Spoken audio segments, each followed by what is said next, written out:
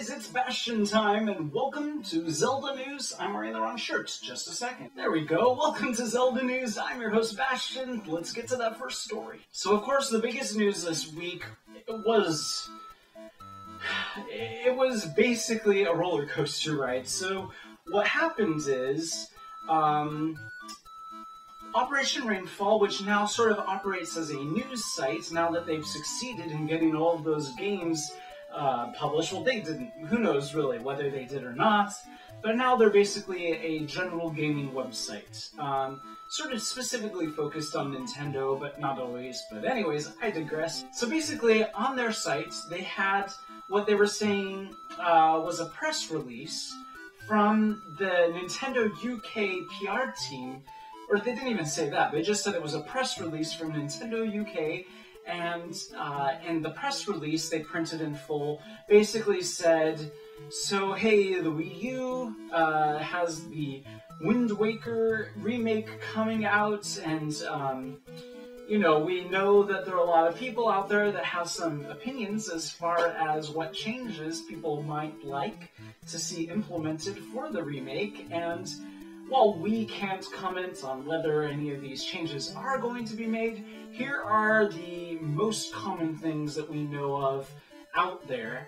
And so they listed various things like re-implementing those 2 dungeons that had been cut out and various other things. But so there was that. And then what people across the gaming world did is reinterpreted that as, hey, Nintendo is asking us what we want to be changed in Wind Waker. Which, by the way, is not what that news post said at all, but that's just the way these things go. It's like the telephone game. One person says one thing, another person reads that and interprets it this way, and that changes it, and then another person reads the new version and reinterprets it, and so on. And by the end, it no longer reflects what actually was said whatsoever anymore. That happens time and time again, especially in this instance, because not only was Nintendo not soliciting fan feedback about the remake, but it turns out that this press release was not a press release.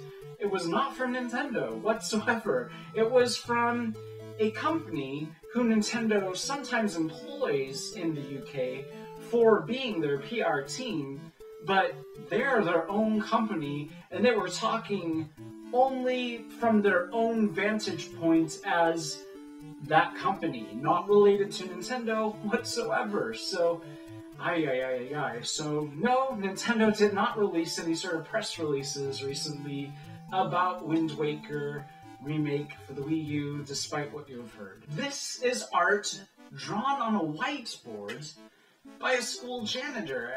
When he was, you know, completing his job for the day, he erases the whiteboards, of course, as one of his duties, and what he decided to do is, day after day, leave up some amazing Zelda art. There's much more than just this. He did quite a few really amazing pieces. You're going to want to check these out. There's a link for you down below. We have seen many recreations of Majora's Mask. Some glow in the dark, some not. This one is pretty awesome. It's very lifelike and it's wearable. It's pretty good. If you want to read more about how this was created, there's a link for you down below. And that's it for this episode of Zelda News. See you guys tomorrow for Nintendo News. Bye, guys.